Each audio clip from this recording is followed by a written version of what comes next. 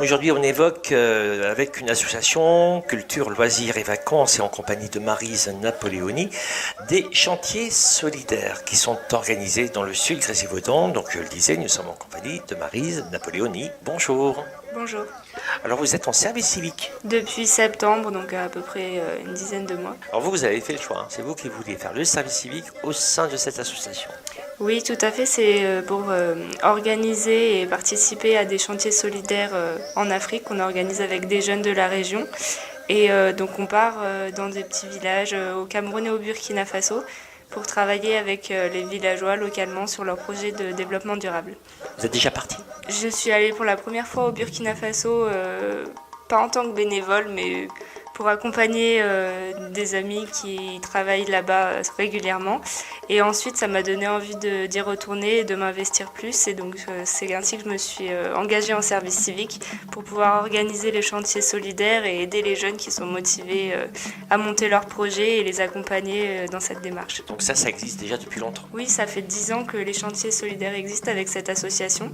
Donc d'abord, ça a commencé au Burkina Faso et depuis 3 ou 4 ans, on organise aussi des chantiers au Cameroun en parallèle. Chantier solidaire, bon, on imagine bien, on va devoir mettre la main à la pâte. Oui, exactement. L'idée, c'est de travailler avec les jeunes du village dans lequel on se rend au Cameroun et au Burkina Faso pour les aider dans leur propre projet de développement. Donc jusqu'à présent, on s'est focalisé sur des écoles parce que l'éducation, c'est ce qui est le plus important à nos yeux. Et donc on a ainsi construit plusieurs écoles, rénové des bâtiments, mis en place des bibliothèques, voilà, des projets de ce genre.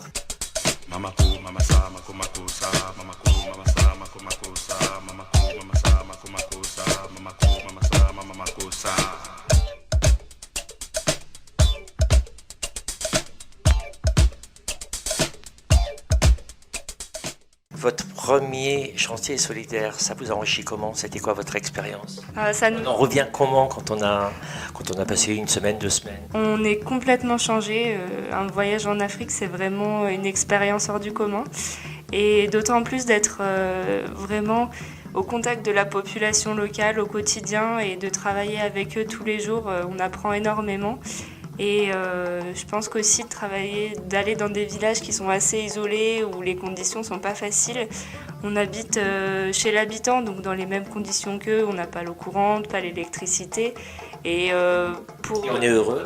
On est très heureux et on en revient vraiment changé. Et quand on rentre en France, on n'a plus les mêmes réflexes et on grandit. On apprécie d'autant plus de prendre une bonne douche bien chaude, sans être allé au puits avant chercher l'eau. Des petits détails du quotidien qu'on apprécie beaucoup plus. Alors, j'ai bien aimé ce que vous venez de dire, Maryse, parce que vous avez dit on en revient grandi, c'est-à-dire qu'on devient mature. Oui, je pense que c'est une expérience qui nous change et où on apprend beaucoup. Et donc du coup maintenant, vous êtes passé un petit peu de l'autre côté. C'est ça, mon rôle cette année, c'était d'organiser les chantiers, donc d'abord de trouver des financements et d'aider les jeunes qui voulaient partir à monter des actions, des collectes, de matériel aussi pour l'organisation du chantier.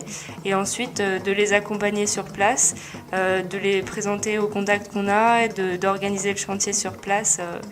Et ensuite, de retour en France, de faire aussi des actions de restitution auprès de la presse, des soirées photos avec les parents, les amis, voilà. Je pense à toi, mon amour, ma bien-aimée. Ne m'abandonne pas, mon amour, ma chérie. Je pense à toi, mon amour, ma bien-aimée.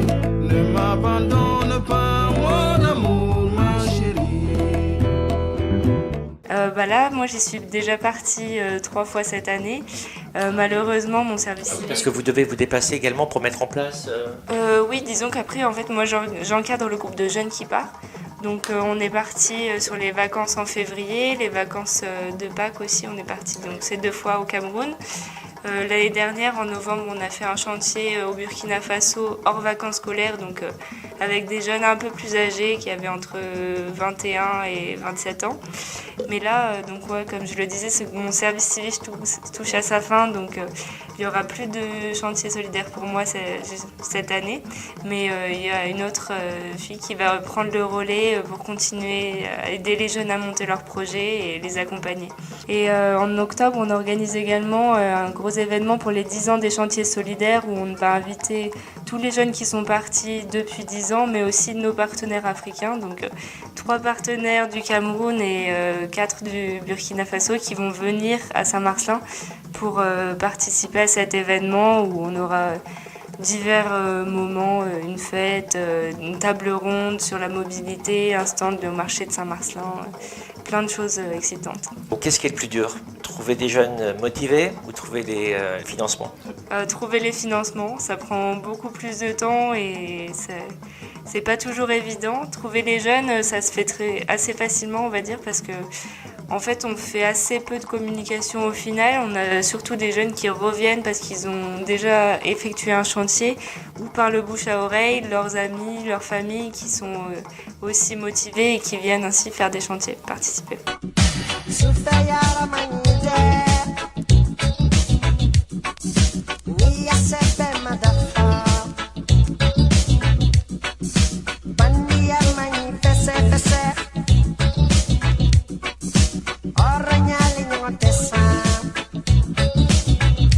Alors si cette année on souhaite participer, comment ça marche? On vient vous retrouver ici à la maison des associations, on vous téléphone? Oui, on peut venir directement à la maison des associations. On a un bureau qui est au 2e étage de la maison des associations à Saint-Marcelin, avec donc toujours quelqu'un qui est au bureau la semaine de 9h à 17h les jours de la semaine. Après, on a aussi une page Facebook qui est bien entretenue, donc c'est Chantier Solidaire CLV. Et enfin, on peut aussi envoyer un mail à séjour.solidaire@clvronalpe.org. Est-ce qu'il y a une participation du jeune qui souhaite tout simplement se rendre au Cameroun ou au Burkina Faso? Oui, alors en fait, pour les chantiers solidaires, on demande une participation financière de 500 € parce que malgré les financements qu'on peut avoir, il faut quand même, ça couvre pas non plus tous les besoins qu'on a. Donc cette participation de 500 €, ça prend en charge le billet d'avion, l'hébergement sur place, la nourriture, les vaccins contre la fièvre jaune qui est obligatoire pour se rendre en Afrique. La seule dépense qui n'est pas couverte, c'est les frais de passeport s'il y a besoin de créer un passeport ou de le renouveler. N'hésitez pas, Maryse Napoléoni, à venir nous retrouver dès que vous avez besoin pour évoquer ces beaux chantiers. Juste un mot, peut-être avant de se quitter, il existe une brochure, c'est les vacances pour tous. C'est aussi l'esprit de CLV, il y a des chantiers solidaires. Il y a aussi quelque chose de superbe, c'est les échanges européens, mais il y a tout un tas de colonies, il y a beaucoup de choses. Oui, il y a des activités proposées pour tous les âges, essentiellement pendant les vacances scolaires, aussi bien en France qu'à l'étranger, des colonies, des échanges européens. Merci beaucoup Maryse, à très bientôt. Et puis alors oui, avant de se quitter, vous allez reprendre vos études? Oui, tout à fait, en septembre. Vous allez faire quoi? Je reprends un master en sciences sur les planètes et l'exploration spatiale. Bon, Maryse, à très bientôt, bon courage. Merci beaucoup.